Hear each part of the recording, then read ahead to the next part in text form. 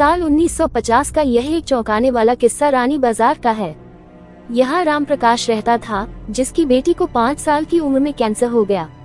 कई डॉक्टरों को दिखाने और इलाज कराने पर भी उसमें किसी तरह का सुधार नजर नहीं आया। होते होते एक रात कैंसर ने उसकी जान ले ली। उस बच्ची की जान रात को करीब 1 बजे गई थी। उसी रात को पास के ही एक गांव की महिला मोहिनी को एक ट्रक ने टक्कर मार दी थी। मोहिनी के परिवार वालों ने पूरी विधि के साथ उसे अंतिम विदाई दी। अब बच्ची के परिवार वाले भी उसे दफनाने के लिए जंगल की तरफ निकले। जंगल जाते समय अचानक से उस लड़की के शरीर में हलचल हुई।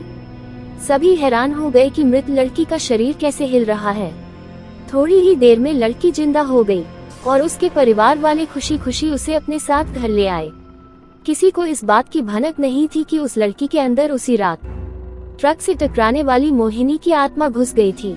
बच्ची जब से मौत से लौट कर आई थी, तब से ही उदास और चुपचाप एक कोने में बैठी रहती थी।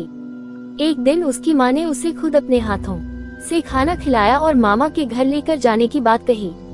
खाना खिलाकर उसे अच्छे से तैयार करके वो उसे अपने मायके ले गई। रास्ते में वो बच्ची जैसे ही उस ट्रक के हादसे वाली जगह पहुंची, तो उसने अपनी माँ को कहा कि मेरा गांव इधर है। कुछ ही देर में वो अपनी बेटी के मामा यानी अपने भाई के घर पहुंच गई। 1-2 दिन बाद मामा जी के घर के आसपास ही बच्ची के अंदर घुसी मोहिनी को अपनी पड़ोसन सिमरन दिखी। उसने जोर से उसे नाम से पुकारा।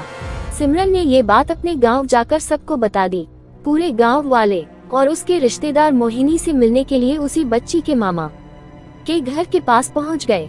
उस लड़की के अंदर रह रही मोहिनी की आत्मा ने सबको एक एक करके पहचान लिया। कुछ देर बातें करने के बाद वो अपने परिवार वालों के साथ अपने घर चली गई। अब उस लड़की की माँ बच्ची को घर में न देखकर परेशान थी। जब उसे पता चला कि वो कुछ लोगों के साथ दूसरे गांव गई है, तो वो उसे बुलाने के लिए चली गई।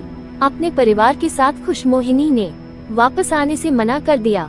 पास के ही लोगों ने उसे समझाया कि तुम्हें दोनों परिवार के साथ रहना चाहिए, इससे सभी को खुशी मिलेगी। तुम किसी एक परिवार को दुखी नहीं कर सकती हो। इस बात को सुनने के बाद लड़की के शरीर में रह रही मोहिनी अपनी माँ के साथ वापस आने के लिए राजी हो गई। अब वो दोनों परिवारों के साथ खुशी खुशी रहने लगी। कहानी से सीख, जल्दबाजी में किया गया है कार्य अधूरा रह जाता है।